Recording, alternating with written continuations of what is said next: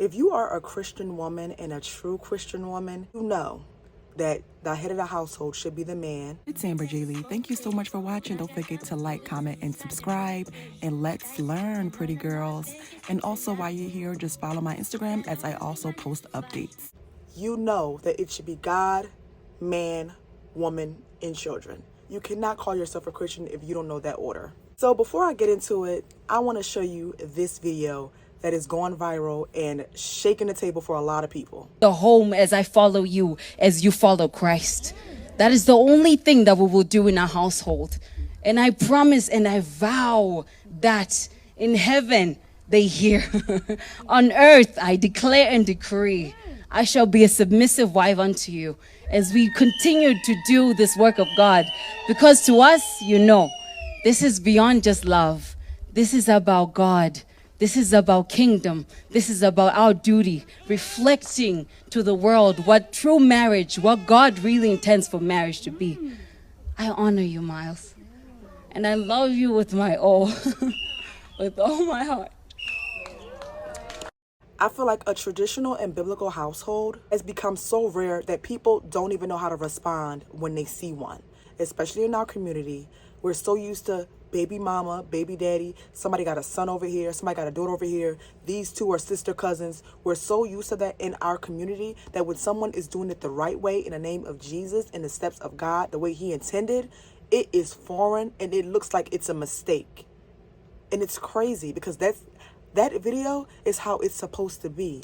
Submission is not supposed to be a bad thing. If it was bad and it was to harm you, God would not allow it. And the reason why it is harming you guys, because you guys are submitting to men who don't deserve to be submitting to. You're submitting to Pookie down the street who sell drugs and then getting mad when you don't get the outcome that you want and say, oh, submission is a scam. No, it was a scam for you because you decided to submit to a man that couldn't even submit to God.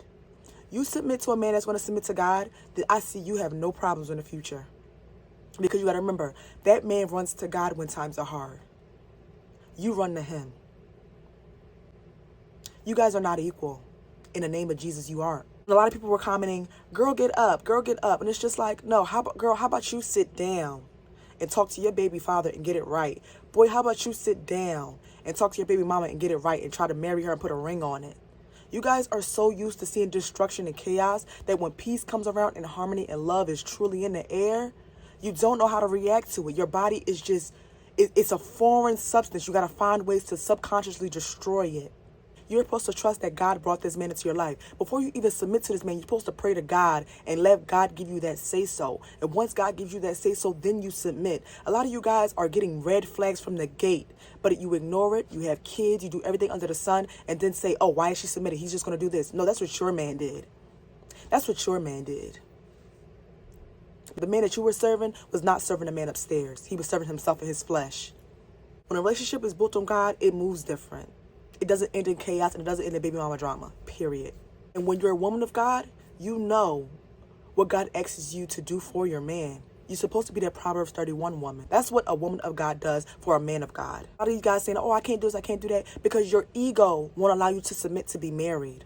A lot of you guys, even a married woman, a lot of married women run the household. In a lot of households, it's woman, man, then children. In a lot of households, and that's not what God intended. But since we are starting to turn over into a matriarchy with feminism and stuff like that, so and especially within the black community, it is a matriarchy. So a lot of black people are not used to seeing that. They're not used to seeing their mom to submit to their dads. They're used to their mom being the ones being submitted to by their dad. A lot of people, egos are just way too big. Their egos and their love for themselves and how they look in front of other people is greater than the idea of wanting to be married and wanting to have a relationship with God and another person. It's just, that's what it is. I feel like if you're going into a marriage and you have to question anything, it's not from God, because what's from God, you don't have to question. A lot of you guys go into stuff that you have to question and then get mad when you don't get godly results. It's because you're not in something that is from God. This is from you in the earth, in lust, most likely. You know when you're fooling yourself and saying he is, and you know when he's not. I have done it before.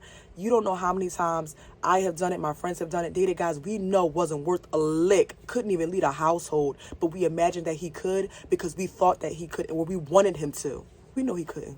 We know it wasn't from God. But we ignored it because we thought that that was going to get us a better future. And it did not. It did not end where she was at.